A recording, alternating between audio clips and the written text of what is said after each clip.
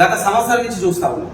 మనం ఏ కార్యక్రమం తీసుకున్నా అటు బహిరంగ సభలు కావచ్చు, సమావేశాలు కావచ్చు, పాదయాత్రలు కావచ్చు, బీసీ ముసుగులో ఉంటున్న కొంతమంది దొంగలు మరి బీసీ ఉద్యమాన్ని నిర్వీర్యం చేసేందుకు అగ్రవర్ణ పాలకుల మోచేతి నీళ్ళు తాగుతూ వాళ్ళ అడుగులకు మడుగులొత్తూ మనల్ని ఇబ్బంది పెట్టే ప్రయత్నం చేస్తాం.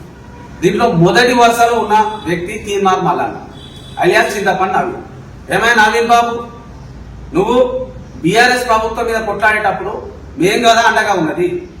ఆ రోజు నువ్వు అవినీతి అన్నావు, దొరల పాలన అన్నావు, బీసీల బతుకులు బాగలేవంటే మేమందరం నీకు భుజం భుజం కలిపినాం, నీకు మద్దతు తెలిపినాం. నువ్వు ఎమ్మెల్సీ ఎన్నికల నిలబడితే ఇక్కడ ఉన్న జర్నలిస్టులు కావచ్చు, యువత కావచ్చు, ఇక్కడ ఉన్న పెద్దలందరం కావచ్చు, అరే బడుగు బలహీన వర్గాల బిడ్డ మరి తీర్మానం మళ్ళీ వస్తున్నాడు, ఆయన గెలిపించాలని అగ్రవర్ణ పాలకులను గడగడలాడించి వాళ్ళ గుండెలు అదిరేలాగా నీకు ఓటేసి గెలిపించినాం కదా.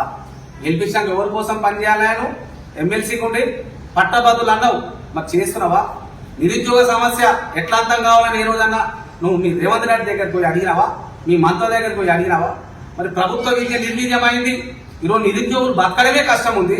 వాళ్ళ భార్యను కావచ్చు, వాళ్ళ పిల్లలను సాకాలంటే సాకలేక ఉరిపోయేలకు ఏలాడపడతా ఉన్నారు. ఏ రోజైనా దృష్టి పెట్టిన వాళ్ళు